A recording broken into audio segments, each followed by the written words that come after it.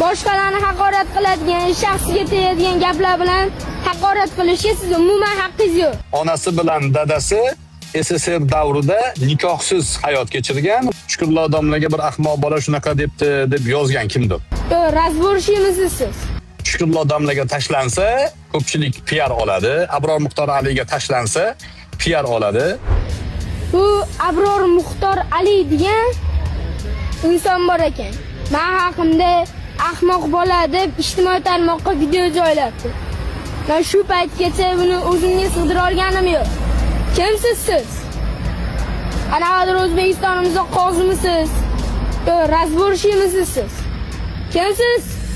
Boshqalarni haqorat qiladigan, shaxsiga tegadigan gaplar bilan haqorat qilishga siz umuman haqqingiz yo'q. Kim bo'lsangiz ham. Keyin bir bolacha Bilol degan bolacha bir paytlar Shukrullo domlaga nisbatan ancha betarbiya gaplarni gapirib chiqqan edi. Ba'zilar so'ragan edi mendan. Mana shu bola ahmoqlik qildi, nima deysiz deb. Keyin men aytdim, u bola o'zi tushunmay qilyapti. Kimdir uni yo'naltiryapti orqasidan. O'sha ular javobgar bo'ladi. U yosh bola kimga nima tashlayotganini bilmaydi. Hali unaqa saviyadagi bola emas. Degan edim, endi u chiqib olib Abror Muxtor Ali degan anaqa bor ekan, meni ahmoq debdi, ichimga sig'dira olmayapman debdi. Keyin ko'pchilik tashladi, men ahmoq demaganimni. Endi buni olib, anavi Bobomurod Abdulla degani bor Turkiyada. O'zi benasab.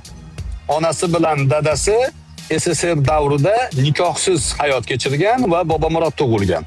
Bobomurod nikohsiz bola. O'shaning uchun mana shunaqa Buxoriyni haqorat qiladi, Navoiyni haqorat qiladi. Men tajribamda ko'rganim, asarlarda o'qiganim, o'sha nasabida shikali bor odamlar ulug' odamlarga tosh otishni boshlaydi. O'sha qo'yib qo'yibdi. Mana Abror Muxtor Ali yosh bolalarni haqorat qildi deb. Tekshirish yo'q, surishtirish yo'q. Surishtirib ko'rsa, Abror Muxtor Ali haqorat qilmagan bo'lib chiqyapti. Men o'qigan ekanman. Shukrullo domlaga bir ahmoq bola shunaqa debdi deb yozgan kimdir? Men u bolaga e'tibor bermaganman, sababi u bolani ya'ni gap oladigan yoshda emas u hali. Ya'ni gapni tushunadigan yoshda emas. Kimdir uni yo'naltiryapti deb ularga nasihat qilgan edim. Keyin qarasam, bu blogerlikni boshlagan ekan. Mana oti Bilol akammi, blogerlikni boshlabdi ukamiz degan.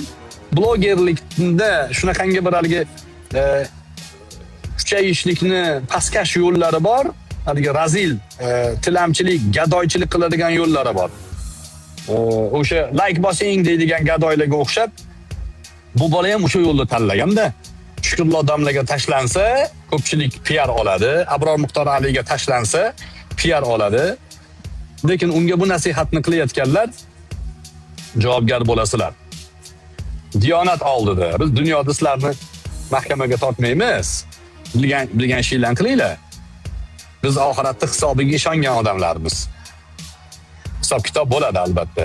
O'sha bolani yo'naltirayotganlarga aytyapmizki, noto'g'ri yo'ldasizlar. Noto'g'ri yo'ldasizlar. Muhammad alayhissalomga tosh otgan, toshbo'ron qildirgan Toifdagi o'sha zodaganlarni yo'ldasizlar. Yo biz shu yo'lda ketaveramiz desanglar, o'zinglar bilasizlar. Wal aqibatu lil muttaqin. Oxirida taqvodorlar yutadi.